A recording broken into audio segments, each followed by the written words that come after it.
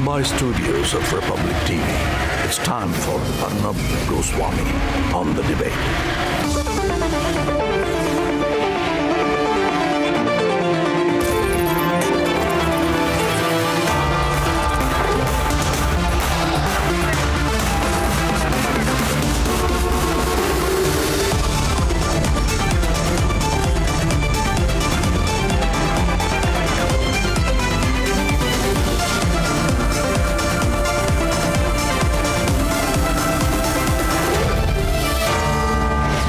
Arnab Goswami on the debate at 9. Presented by Amity University. Powered by RP Sanjeev Goenka Group, Century Ply, and MYK Laticrete Tile Adhesives.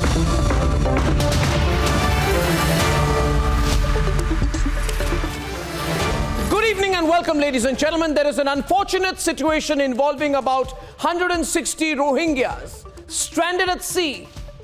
And some estimations say they are adrift near the Andaman Sea near Indian waters.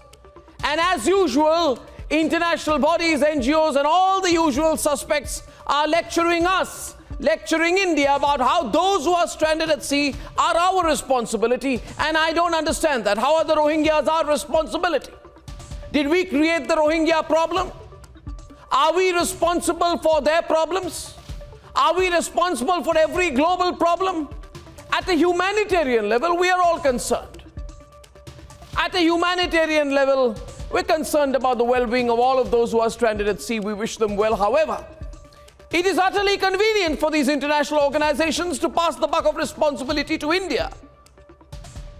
How is it our responsibility? How are the Rohingyas our concern when the root cause for their migration has not emanated from India? And therefore, the responsibility for their welfare lies most, and I emphasize most, with the country of their origin. Forget the politics of this. How are the Rohingyas and the Rohingya problem, the Rohingya crisis, the Rohingya migration, everything associated with Rohingyas, how are they India's problem? The vessel adrift was not directed towards India. It was destined for Malaysia. Let Malaysia take responsibility. Secondly, India is not obligated to take on those adrift under the UN law of seas. Thirdly, India is not even party to the 1951 Refugee Convention. Fourthly, India has already done enough and more for refugees. And finally, India cannot afford to set a precedent to take in all the Rohingyas at sea.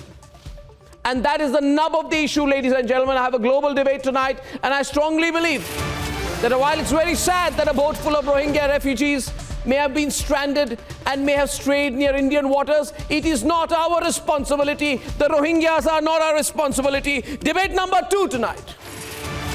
A former RJD minister says the atmosphere in India is not livable for Muslims. This intolerance hoax must be taken on, and I'll do that tonight. And at 10:25 p.m., something's crazy going on in China. They're estimating a record 37 million people infected with COVID in 24 hours, and they're hiding it. They're playing hide and seek with the world. What's China hiding? That's debate number 3, and here are the headlines this Friday evening on the debate tonight. A boat with at least 100 Rohingyas headed to Malaysia, now stranded in Indian waters. With multiple nations and international waters involved, why target India? Why target India for the Rohingya crisis? We have nothing to do with it. तो हमने कहा अपने बेटा बेटी को कि नौकरी कर लो उधर ही. अब इंडिया में माहौल नहीं रह गया. तुम लोग झेल पाओगे या नहीं झेल पाओगे. Senior RJD leader faces a huge national backlash for saying that the atmosphere in India is not conducive for Muslims to live in.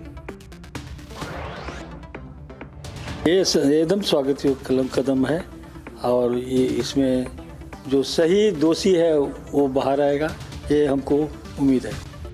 After the Disha Salian case reopens, Sushant Singh Rajput's father demands fast tracking of his son's case as he seeks closure.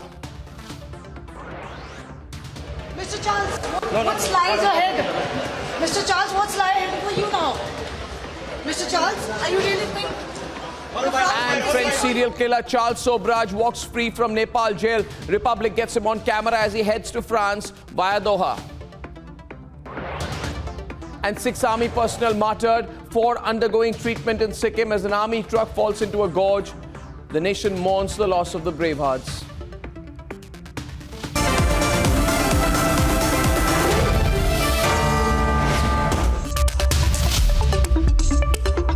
Ladies and gentlemen, for days now,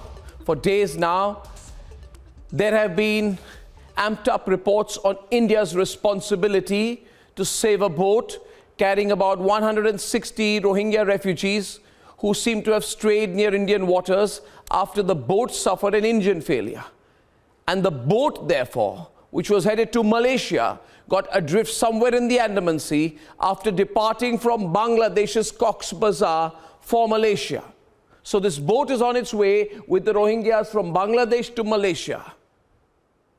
The engine fails, they get stranded near Indian waters, and now, as usual, the usual suspects are saying it is India's responsibility. How is it India's responsibility?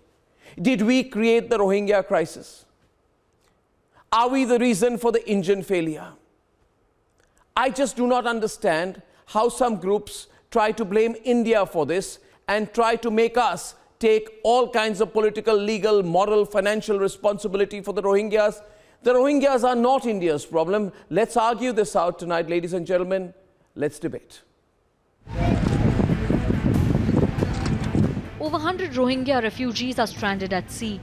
Reports indicate they set course from Cox's Market in Bangladesh and were destined towards Malaysia.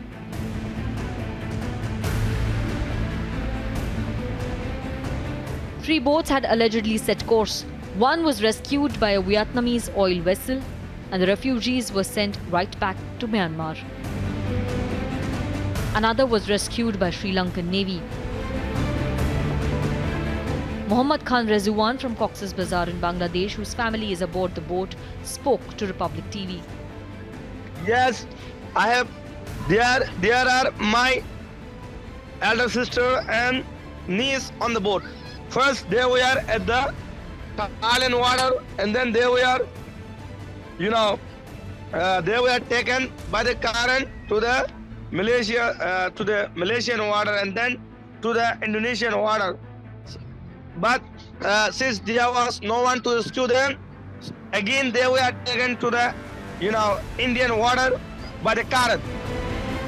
Asked about the boat company and role of governments, he gets cagey. Rezwan, what is the boat company doing? The boat company that arranged these Rohingyas to go to Malaysia, have they been spoken to? Are they helping according you? to my Are they doing observation, something?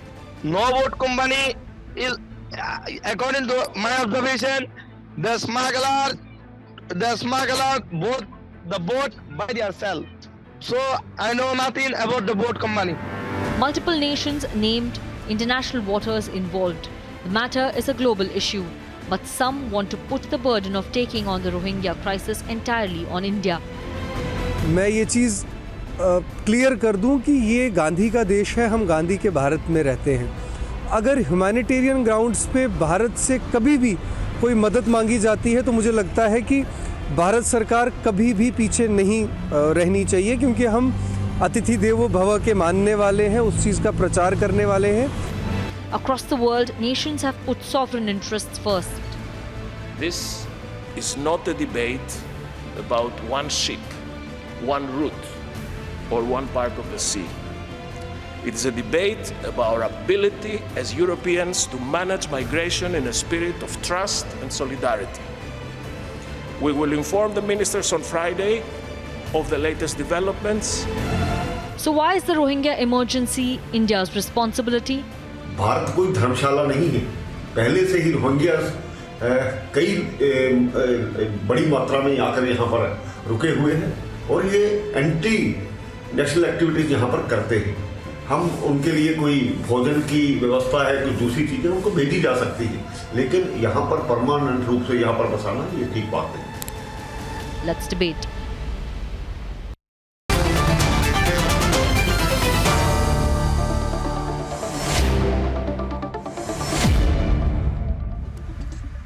On the debate this evening, I have Professor Ramaswamy, former Deputy Chief Minister of Penang. He's joining us from Malaysia. Dr. Mong Zarni is an activist, scholar and co-founder of forcec.co from London. Eva Kusuma Sundari, former Member of Parliament, Indonesian House of Parliament, and a member of the Executive Board of the Asian Parliament for Human Rights from Jakarta. Ong Kau Mo is Rohingya and advisor at the Ministry of Human Rights in the National Unity Government in Myanmar. He's joining us from Myanmar. And from the Indian side, I have Professor Madhav Nalapat, strategic analyst, Ashok Sajanhar, former diplomat, Sushil Pandit, columnist and activist, and Sushant Sareen, senior fellow at the ORF. Thank you very much, everyone, for joining us. Now, we are all very concerned. Ong Kau Mo, very, very concerned, Mr. Mo, with what is happening with the Rohingyas there.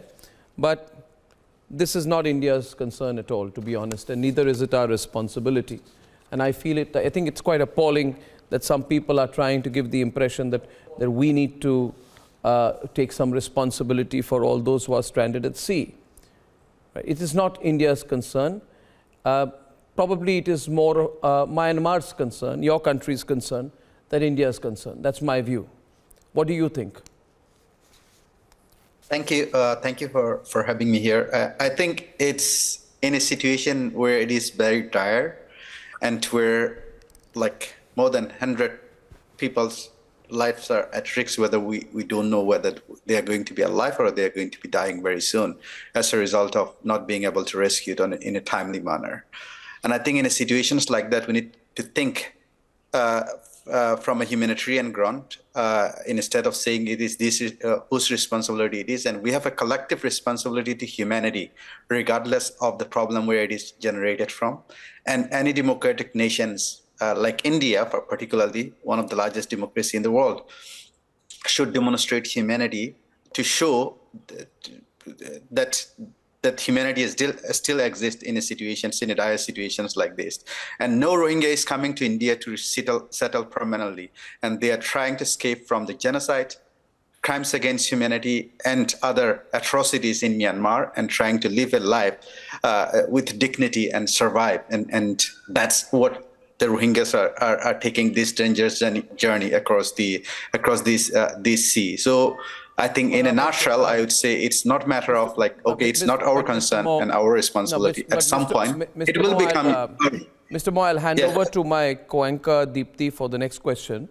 But I am still of the view that whatever is happening to the Rohingyas is as a result of whatever is happening in Myanmar. Between the National Unity Government, your ethnic resistance organization, and the military junta.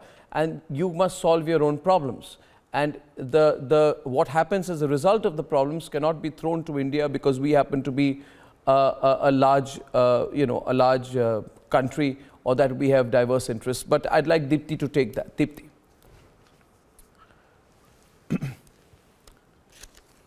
Yes, I think you make a fair point, Arnab, and I was just going through some data that has come in, and I think this will be important as we'll get in Eva Kusuma Sundari, and then Professor Nalapat perhaps can come in here. Just over the last 6 months, I was reading that what has the NI said about the human trafficking network. And this data says in the June of 2022, Mr. Ong Kau Mo, NI files a charge sheet in the Rohingya trafficking case. They say there was an attempt here to permanently settle them on the basis of falsified Indian documents. I just want to know that, you use words like humanitarian, you use words like democracy, but tell me something, how really is this India's responsibility? Exactly. I mean, you allow one, then you will have to allow everyone else. And why should India take the onus? India is not even a player in whatever's going on. Well, I myself is a Rohingya, and none of my fellow Rohingya want to be settling in a country like India or elsewhere. And we are trying to simply be surviving, and we are trying to take this journey to live with the dignity, peace, and securely, temporarily. And as soon as, like 1 million Rohingya in Bangladesh, if their situations are lost, they are going to go back tomorrow. Also, the 150,000 who are refuging in Malaysia will go back. So the ultimate goal is to go back and live with dignity, peace, and security in the country. But unfortunately, the situations in home country has been in a dire situations, in a very difficult situations where justice and these security are not granted. We're opening That's why up. people temporarily wanted to get shelter by betting life into taking this boat that. The journey they take, it doesn't guarantee whether they will make this journey or not. And, if you are on the, I want. You see, this is a very generic kind of argument that is being made out here. I'd like Sushil Pandit to come in on that. Sushil Pandit is a columnist and activist. He's a Kashmiri Pandit joining us from London tonight. Sushil, should we take the responsibility for these Rohingyas? Then where do we stop? No, this argument is very specious that they are trying to take a perilous journey in order to live a secure, safe life without persecution. This journey started from Cox's Bazar. Cox's Bazar is in Bangladesh. Bangladesh is already housing the largest number of Rohingya refugees. Are you saying that these refugees are not safe in Bangladesh also? Is Bangladesh also persecuting them? Is Bangladesh also tormenting them? I think that is a canard. Bangladesh has refugee colonies. Bangladesh is looking after refugees. Bangladesh is getting funding to keep those refugees there. So if these people are leaving Cox's Bazar in an organized boat trip, they are people fleeing poverty. They are looking for better opportunities. They are economic refugees. Right. They are not fleeing Myanmar. They are fleeing Bangladesh. So please do not concoct this cock and bull that they are fleeing persecution. They are fleeing violence in Arakans, in Rakhine state of Myanmar. They are fleeing from their refugee camps in Bangladesh. And that nails the entire lie of this persecution story. And that's what Amnesty should have been asking. You know, Amnesty should be asking Malaysia, for example. Eva Kusuma Sundari, please come into the debate with Madhav Nalapat out here. Ms. Sundari, you are a member of the executive board of the ASEAN and made an appeal for ASEAN member states and other countries in the region to fulfill their humanitarian obligations. The boat was meant to go to Malaysia via Indonesia. To Malaysia via Indonesia. So it is therefore more Indonesia and Malaysia's responsibility. Shouldn't Indonesia be bringing them, rehabilitating them, taking care of their welfare and not neglecting them? We are not neglecting them. We already received 2 boats in November, and the amount of people, I think it's around 300. And before that, Indonesia also received many of Rohingya through many canals. So I think this is the way we put. There are some people who are dying in our yard. Of course, we cannot neglect them because they want to survive. They want to get rid of the hunger and thirst. Then, especially for the kids, Therefore, you're not doing enough for the Rohingyas yourself. You're not doing enough for the Rohingyas yourself. You have your own equation with Myanmar. This is the obligation of every nation. Whenever there are sufferers, one India who are suffering in my yard, of course I will help them out. I don't care whether they are fighting with neighbors or whatever. But I think it is a sin for us if then let other people or no, but it would be a sin. They wanted to come. They wanted to come via your country. You're closing the doors. They wanted to save whatever the country. Why don't you take them? My point is, why doesn't Indonesia take them? Welcome them, give them a home. No, but now you're saying we won't take any more. You're basically saying we. No, but what many hundreds of Rohingya. Yeah, so why don't you take a few hundred more? Why don't you take a few hundred more? But of course, we cannot neglect them. No, why don't you take a few thousand more? No, why don't you take a few thousand more? What's your concern? What's the problem? We don't have any obligations. We don't ratify. Precisely, the we don't have any obligations either. This is the humanity. No, but why don't you ask so the point yourself? is, no, India, why Miss don't you Sundari. ask yourself? No, Miss Sundari. They are not our part. Yes, and the problem is in Myanmar. That's but what, of course, we cannot let other people. No. I just see, Miss Sundari. This is. Ms. Sundari, if I can, please. See, this is very fascinating for me because the global audience is seeing it out here. And I have Sushant Sareen and Madhav Nalapat who are on the program tonight. They are strategic affairs analysts, and I'd like to get them into the debate here tonight with Mong Zarni also, who's an activist from London. And we'll have Eva Kusuma Sundari. I'm broad-basing this. You see, everybody, is very easy to lecture to India, Deepthi. But the bottom line is, when the government ministers of Thailand, Cambodia, Laos and Vietnam, which are all ASEAN countries, met with the junta representatives of the Myanmar government, did they raise the Rohingya threat with them? They did not. And they just say it's not our responsibility. And they pass the buck to India. And then they'll give a communal angle to it. And then the usual suspects will say, Madhav Nalapat, within minutes, that Hindu India does not want Muslim Rohingya refugees. It's got nothing to do with that. But we've got a constituency in our own country which gives it that spin. Eva Sundari Sundari on the right, please, and Madhav, your take on what you heard her say. Look, Arnab, I don't know if Eva Sundari's ever been to India. I have traveled to some villages in India. I have gone to some locations and cities in India. I can assure her that there are people in there who are starving and suffering. And I'm sure Eva Sundari will say to the Indonesian government, open your doors so that these starving and suffering people can come there. The fact is, we are not a rich country. We are not at all a rich country. We have limited resources. And even today, we have, Arnab, I would say, several million Rohingya settled in India. Every train that comes from the northeast or from Bengal into Kerala, there are Rohingya coming out. And very soon, they try and get Aadhaar cards, and some of them even get voting papers. So it's not, they want to settle down there for a long time. The point is very simple. Yes, these are tragic people. And in my view, the rich countries, Amnesty International should first talk to the people in Europe. They should welcome the Rohingya. You should talk to United States and Canada. They should welcome the Rohingya. The poor country like India, we have our hands full looking after our own poor people. I am sure our Burmese friend, I am sure our Indonesian friend have never been here, have never seen the suffering that I have seen. And if they had seen that suffering, I can tell you, they will not be lecturing India about its hard heart. The fact is that this government is now giving free food to 800 million people. How many more people can it give free food to?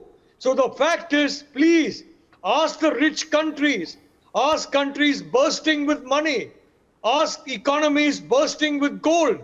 We don't ask a country where there are 260 million people who are desperately poor. And may I point out, if you say we are a Hindu country, there are more than 200 million Muslims in India, living, working proudly in India. Now the point is, we are the second largest Muslim country in the world. The question tonight, I want to squarely keep to the issue of responsibility. Dr. Mong Zarni, the most lecturing comes from Britain. The most, can you hear me? Mr. Zarni, I think is frozen. Yeah, can we go back? Yeah, I can hear you, yes. Carry on. I'm just saying, Mr. Zarni, that wasn't it the United Kingdom which signed a 63 million pound deal with France to pay for additional French officers patrolling the channel and for the use of drones to ensure that refugees do not cross into the United Kingdom. Sushant, I get you on the debate on that. So why doesn't a rich country like the United Kingdom take and rehabilitate maybe 10,000 Rohingyas and play a greater role in solving this issue instead of allocating £4 million symbolically, as it has done recently, which is peanuts, to help the Rohingya issue? Why doesn't the UK, accommodate a few Rohingyas on its soil? Okay, I lost him there, but that question is relevant. When I can, I will put that question back to him. Sushant, what do you think? Arnab, I think you're doing a good job in exposing the hypocrisy of everybody on this issue.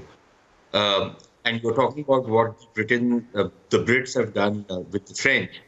I think you should also bring onto the table the Rwanda repatriation. That they will send all these illegal refugees to Rwanda. So we've had all kinds of examples coming out of the countries which pontificate and which sermonize, and the sanctimoniousness is dripping out. But when you look at Europe itself, they seal their borders to refugees who are coming from Afghanistan and other places into Europe. I don't hold it against them.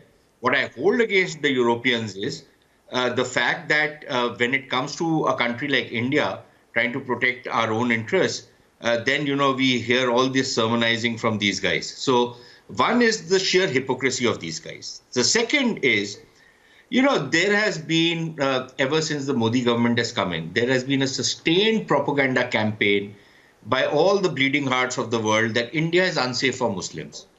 Now, frankly speaking, and I know I'm indulging in some polemics out here, but if India is indeed so unsafe for Muslims, then why are you asking these Muslim Rohingyas to come into India? They won't be safe out here. So the logic simply does not add up for many of these guys. Apart from that, we just heard the lady from Indonesia tell us that, we've taken a few hundred or a few thousand of the Rohingyas. The lady. And, it's not our responsibility anymore. We've had tens of thousands of Rohingyas already having come into India illegally. And they want us to keep taking more. Why should we? It's not our responsibility also. We are not responsible for what has happened in Myanmar. We are not responsible for the tensions which exist in Myanmar and the alleged persecution of the Rohingyas. We aren't the people who have pushed them out of, as my friend Sushil Pandit very correctly raised the issue, that these guys were in refugee camps in Bangladesh. If they took a boat from there to go in for, looking for cooler climes and for better life, we are not obliged to take these guys in.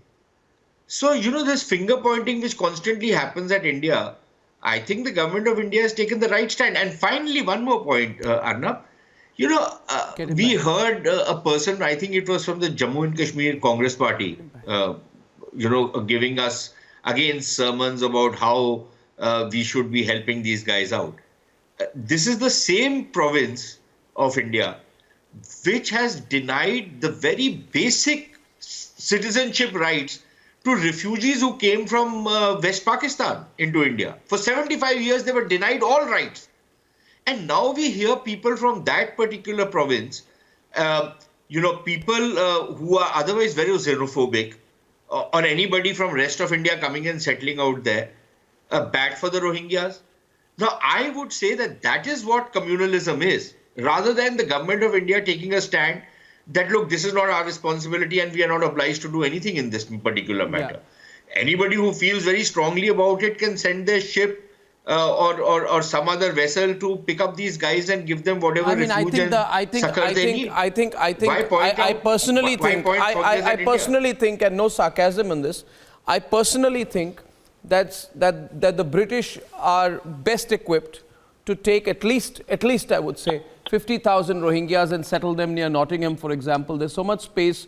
It's a rich country. Why wouldn't Britain do that, Dr. Zarni? Wouldn't it be very responsible to do something like that? Yeah, I think there are a few things that need to be clear before we, carry on with this debate. I think we need to establish some facts. They are not economic migrants fleeing poverty in Bangladesh, and they are genocide survivors. And you don't label the genocide survivors or Holocaust survivors from Auschwitz and other death camps as economic migrants, number one. That's one of the early Indian speakers had spit it out. It's just vile to portray the Rohingyas, whether they're fleeing inhumane conditions in Cox's Bazar. I've been there for 3 times, and I've seen, none of us on this show would ever want to see ourselves or our children or our loved ones in that situation. It's inhuman conditions. There are 1 million people there. Secondly, there's an ongoing institutionalized policy of intentional destruction of the minorities that call themselves Rohingya and that were once recognized as one of our ethnic indigenous people of Myanmar. I'm Burmese myself, although I live in the UK. And, the genocide's going on. And so, and that's the third point I want to make is that India is complicit in this genocide. I say this, this is not a hyperbole. India has been training the Burmese military for the last 25 years or 30 years because India's strategy or strategic goal in Burma is to counterbalance the Chinese influence. I've heard this from some of the senior officials from New Delhi. One minute. Like, within the last, hang on a second, within the last 2 years, India has Don't get worked up. Myanmar military, a submarine as a gift to counterbalance Chinese influence. And so, you cannot just say that, it's not India's responsibility. We're only the 5th or 6th largest economy in the world. The UK should take it. UK is also pursuing a very immoral and hypocritical policy when it comes to refugees from other countries. Dr. Zarni, I think that the Indian government is collaborating with the military. That is the main perpetrator. So that is why the responsibility lies with the Indian civil society because Modi government is, considered like neo-fascist. Now, if you have, first of all, I'll tell you one thing. When I respond to you now, remain quiet and use the English language a little bit more elegantly. You are not spitting, you are speaking. Am I making myself clear to you? Learn to be polite when you're on television. You said a person was spitting. He was not spitting words. He was speaking. He was speaking, Dr. Zarni. He was speaking, not spitting. That's not the language you use.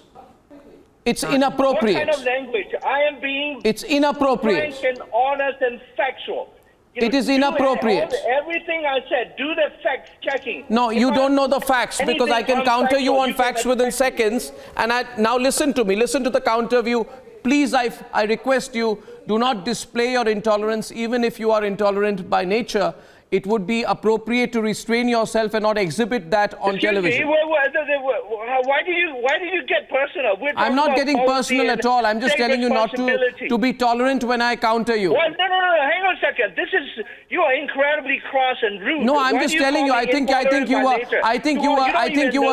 you were abusing our country, and you used the word spit when you spoke about a panelist. I think that was crass to an extent which baffles me that a person like you should get away with using that language.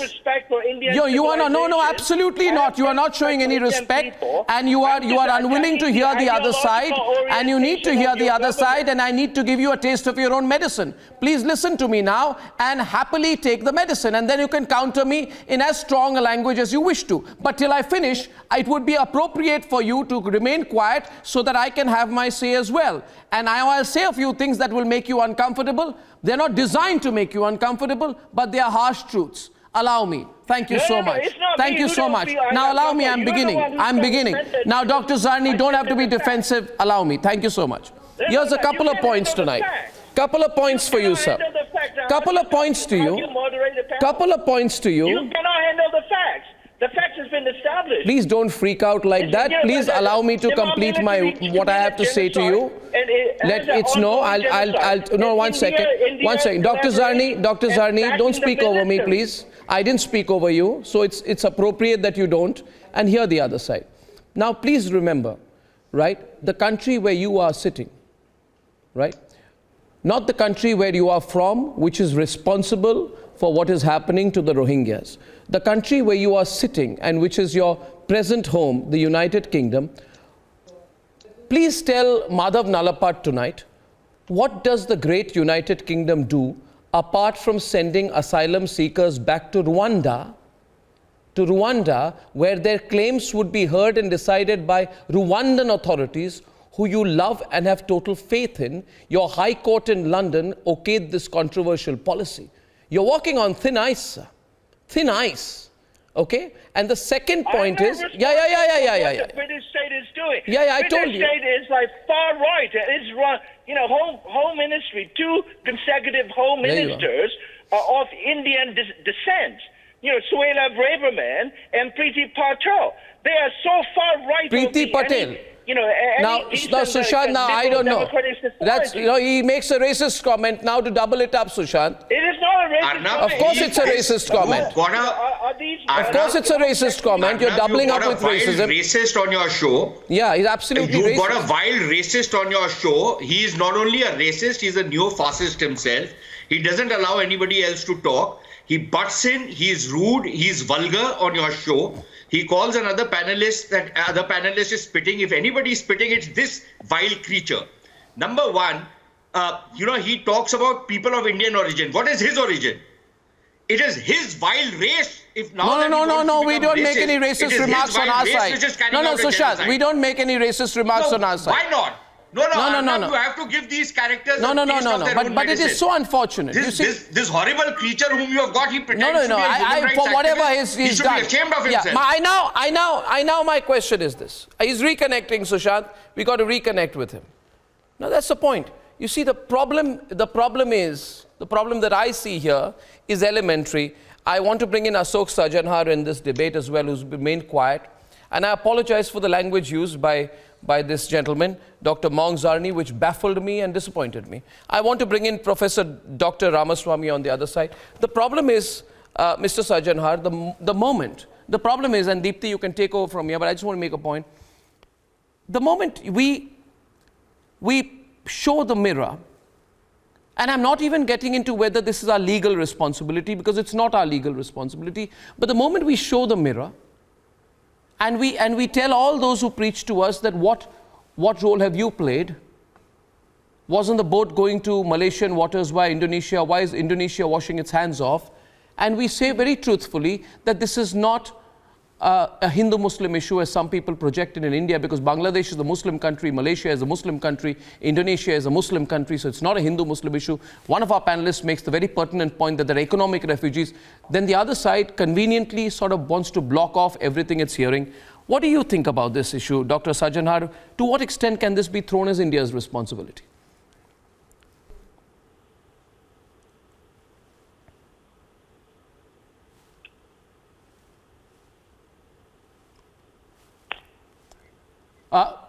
Ashok Sajanhar, did you hear that? That was it to you? No, thank you. No, I don't. I agree with those who say that it is not India's responsibility. It's not India's concern. Let me make another point in addition to... It's a bad line. Please continue, sir. Please continue. We can hear you. Hello. Yeah, we can hear you. Carry on. Loud and clear.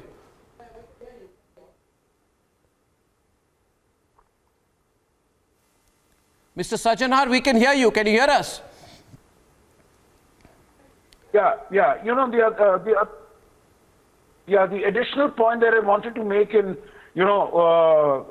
taking forward what some of the other panelists have also mentioned, that it is none of India's responsibility, and there should be no finger pointing, hypocritical finger pointing in India, that India needs to take these refugees or who are on the high seas. Arnab, there is also an issue of security that is involved in this. You would remember that, when this whole issue took place, in 2017, I think, there was all these Rohingyas were driven out. And at that time, we had learned that there is an Arakan Revolutionary Salvation Army, which is being run from Saudi Arabia by a person who is a Pakistani. And we are not even clear, we are not even sure in terms of the security aspects of these people who might be coming in. So I think it is extremely necessary, and we have seen how fragile the security is. We need to be absolutely clear that people who are coming in, we are able to vet them, we are able to fully investigate that they are above board. There are no security aspects or issues related to this. So I think, all this sermonizing, we need to do away. We need to completely, totally reject that. And of course, look at our own interests, what we need to do for our own security, stability, peace, prosperity, and then take action that is required to take our own interests forward, rather than being either cowed down by what any of the others are saying. I think India today is in a position that it can say no when it and we should. when it is not in its own interest. Absolutely. Yes. Dr. Ramaswamy, what's your take on this, please? You're joining us from Chennai tonight. Dr. Ramaswamy, you've heard different views so far?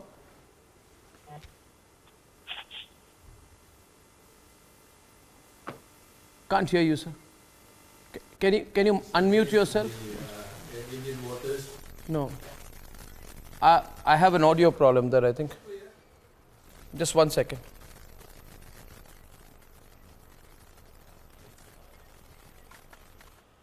Okay, we'll have to dial you back, so we'll take you off the screen for a minute as I hand over to Deepthi. Deepthi.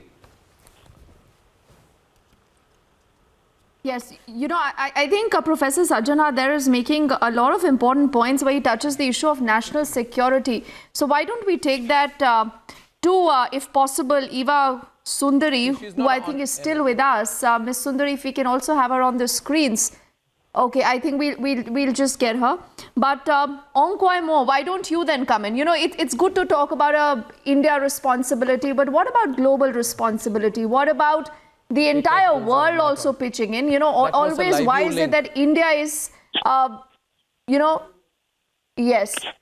Yes, Arnab, I was asking that why is the attempt here to push the blame, attempt to pass the buck, attempt always to pass the buck and, target India? Why not the world community should step in? And is it wrong that if India is citing national security and concerns to ensure that it has its own policy and we decide who comes in and who doesn't? Well, thank you. I think first of all, it's not about legal responsibility and which country has legal responsibility to rescue these people, which are floating for days and months in the sea. It's a matter of moral responsibility. If billion people in India believe in humanity, and they should act to that very humanity. Second, I think my colleague Dr. Mamzani has also highlighted that, which I have said previously. These people are not economic migrants. They have fled from Burma to survive genocide. And they are in situations in Bangladesh where refugees' rights are denied. And they have a very dark future with very limited resources. Then you should deal with Bangladesh. No, 1 minute, just a minute. Please tell me one thing. They have gone why from. Are you interrupting? Let me finish first. Let me tell. No. 1 sec. Because I have a problem. Ask me a question. I try to explain. Yeah, but I have an issue here. But I'm just telling you, if the problem is, you are saying, and let's look at the essential contradiction here. You are saying that they are being treated badly in Bangladesh in those refugee camps, right? You're saying that. Now my point. I'm not saying that they are being treated badly, but they are not being treated as they're supposed to be treated. Okay, so what? We should not forget. No. 1 sec. 1 minute. As well for hosting. Yeah. You need to be able to have the statement to be finished. There is connecting dots. Sure. Okay. Just you cannot take a simple clause to draw the conclusions. So yes. Bangladesh has been generous enough to host, but it has been very difficult for them to manage, and they were not treated to the level they're supposed to be treating. With the same ground that you are saying they do not, Bangladesh is not a signatory to the Refugee Convention. With that very legal responsibility, Bangladesh is not being able to do or not willing to do to the level it's required. No, I don't. 1 second. Just 1 minute. 1 minute. Hang in there. 1 minute. Mr. Ankamo, just allow me to, if you point out the contradictions in your statement in the last 2 minutes. You began by saying, allow me please, because you made such a terrible contradiction and I'm going to point that out to you, right? You said it's not a question of legal responsibility, it's a question of moral responsibility. Having said that, in your next sentence, you said Bangladesh is not a signatory to the Refugee Convention. You decide first whether you're making a legal point or a moral point. If I can also counter you and say that how is it India's responsibility to accept the alleged refugees when we are also not a signatory to either the 1951 Refugee Convention nor the 1967 Protocol? Please be clear about it. No, Bangladesh is not pushing that away. There is no single refugees that Bangladesh has pushed away. No, so it's a Bangladesh. You see, once Ankao Mo, it's a Bangladesh versus Myanmar problem. We wish you luck in sorting it out. Sort it out. We wish you luck. Where do we get in? Nobody is asking you to act upon your legal responsibility. What humanitarian human rights organization is asking is demonstrating moral responsibility to save lives. No, why should we take moral responsibility? No, I don't get it. And you don't need to host them for their long life. There I'll are get Madhav on this. mandated agencies who can take care of these people. Yeah, so then let the agencies take care of them. No, they do not have the resource to act on such. Then tell Britain to give more resources to them. No, that's not the point. International mandated organization does not control water territory. And you control water territory, and you need to act upon that on the basis of the moral responsibility. I don't understand. I don't understand. Please. No, it's very simple. Whether you save or not, India will write its own history in showing the morality. No, please, please don't throw this at us. And by the way, it's not throwing. No, I'm telling you, Ankao Mo, listen to me, Ankao Mo. Are you or are you not aware of how clashes between the junta and the NUG, which you represent and you are a part of? You have issues between the NUG and the junta. It is because of your political battle that thousands of people are being displaced from Myanmar and into India's northeastern states.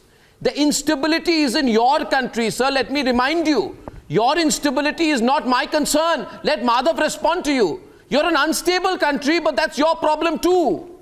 Your instability is not my concern or my creation. And now Madhav is responding on the debate. We depend on one another. Look, Arnab, as well that come to Burma. And we need to understand interdependence in the geography that we live.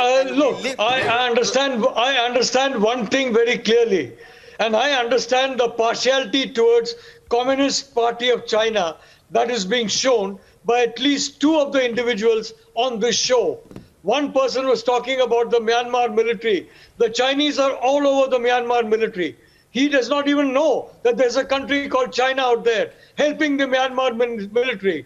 Then you have another individual who's again forgetting the fact that you have got an organized mafia, including Tong leaders and various other mafias controlling these boats.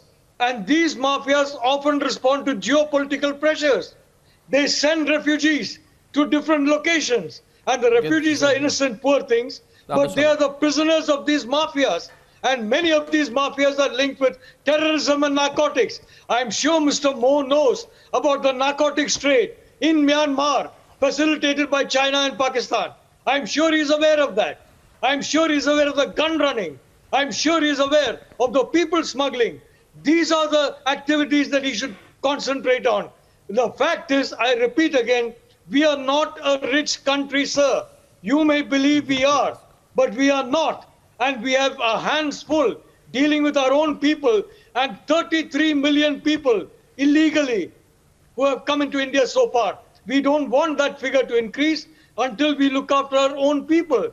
Let us have the luxury of that. And my request is, go on a hunger strike in front of the British Parliament. Absolutely. I think Dr. Zalmi should go on a hunger strike in front of the British Parliament. Maybe they'll listen to him.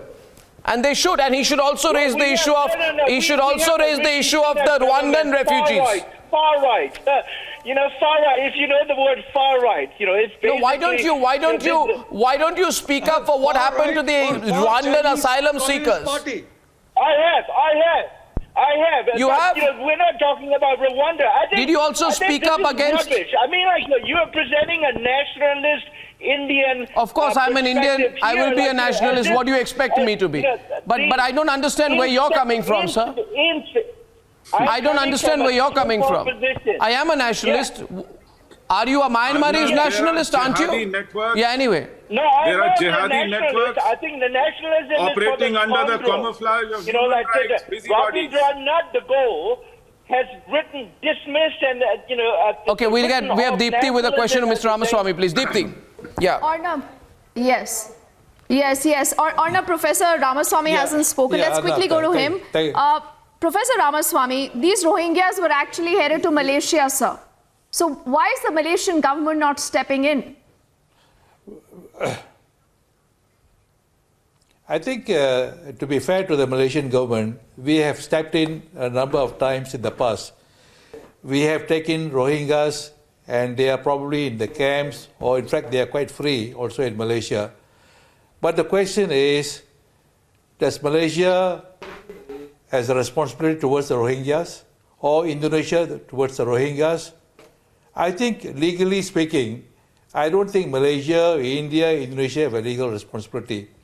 The mess was created in Myanmar and it was extended, and also they have been housed in Bangladesh in the camps. And I think if one argues they are economic migrants, I beg to differ. I think there's a lot more to it than simply saying the economic migrant. Perhaps at one point they were victims of genocide, maybe. But I think to say, I've been following this argument, and there's this thing that India owes a responsibility. I don't see how India owes a responsibility. Similarly, I don't understand why Malaysia owes a responsibility.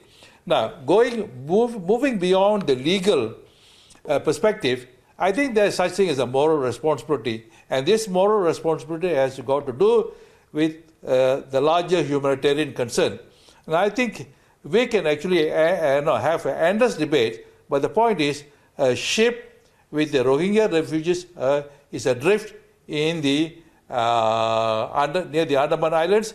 Maybe the ship is moving towards Indonesia or maybe Malaysia. Now, I think in the past, Malaysia had no choice but take in the refugees.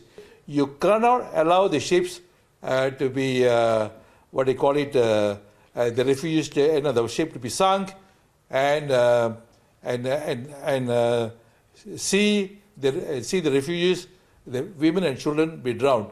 I think we also had similar cases with the Sri Lankan refugees. Malaysia had refugees from Aceh. Hundreds of thousands fled the civil war to Aceh. And I think we don't have a very clear refugee policies, and we have UNHCR here. But my concern is basically, when the ship is near Indonesia or Malaysia, whatever, I think even back to India has a moral responsibility, whether we like it or not. And Dr. Ramaswamy, I would only like to say this. I think I would just say this, because so much has been said about India's moral responsibility, and I wish Dr. Zarni had known that it is India's Coast Guard, not the British Coast Guard, which has regularly been saving the lives of Rohingyas when the UN has raised alarm. It is India and not Great Britain which has pledged millions, 25, 100 million, to build houses when there have been cyclones and earthquakes in parts of Myanmar, right? It is India which has ensured a safe, speedy and sustainable return for the displaced refugees. And it is India, by the way, Dr. Zarni, next time you loosely use a word like fascist, you need to understand that it is India and not Great Britain where there are 40,000 Rohingyas in camps who are spread across the country. You should really watch your words, be more elegant with your language, and not make sweeping generalizations without checking your facts. That's the thing. I presented you with the facts. Yeah, and I'm very proud to be an Indian nationalist, by the way. I'm very proud to be an Indian nationalist. Anyway, I thank you at that point, but we'll follow this another time. I thank you all, ladies and gentlemen. I thank you all. We had breaking news about Chanda Kochar being arrested some time back. And on the other side, we have the individual who said that India is not a safe country for Muslims to live in. He's an RJD politician. We'll have him live. and we'll question this intolerance lie in a few minutes.